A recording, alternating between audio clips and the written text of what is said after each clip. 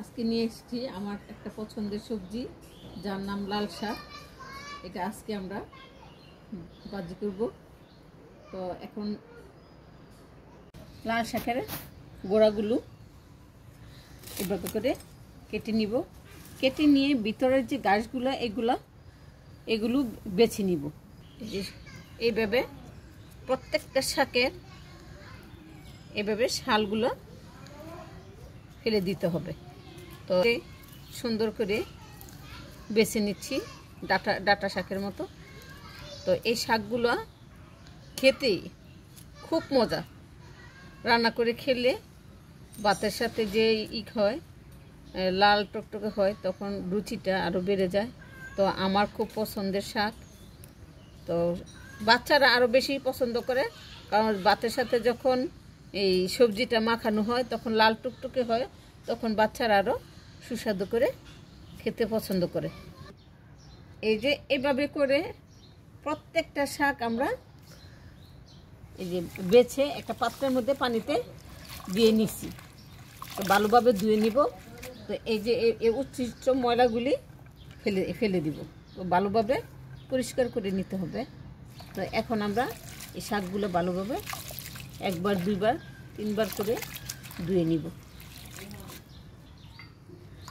এভাবে করে ধুয়ে নিতেছি।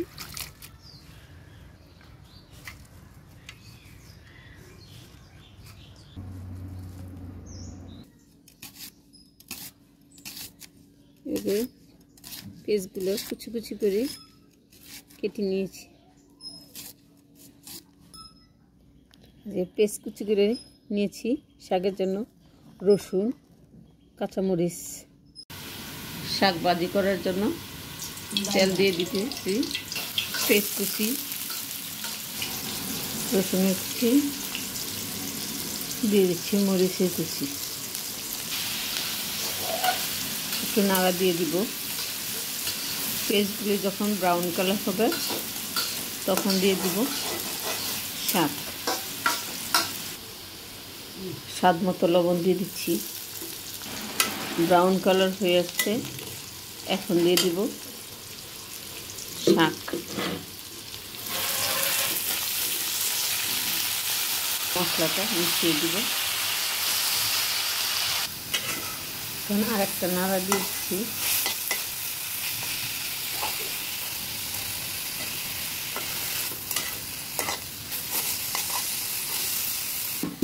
লাল শাকের রেসিপি রান্না করা শেষ। তো এই লাল শাক রান্না করা শেষ। তো লাল শাক রান্না করতে গিয়ে একটা ছোটোবেলার কথা মনে হয়েছে, যে আমরা যখন ঘুমাইতাম তখন আমার মা বিভিন্ন ধরনের ধাঁধা দিত। তো এর মধ্যে লাল শাকের দাদাটা হচ্ছে যে নানিকে বাদ গেছিলাম, রক্তদা ভাত খেয়েছিলাম। তো এই দাদাটা কথা মনে হয়েছে। তো আপনাদের যদি জানা থাকে এই দাদাটার উত্তর কি, কমেন্টে জানাবেন।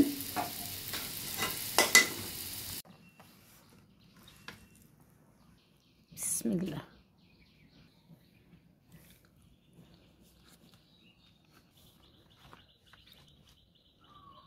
খুব মজা, খুব মজা।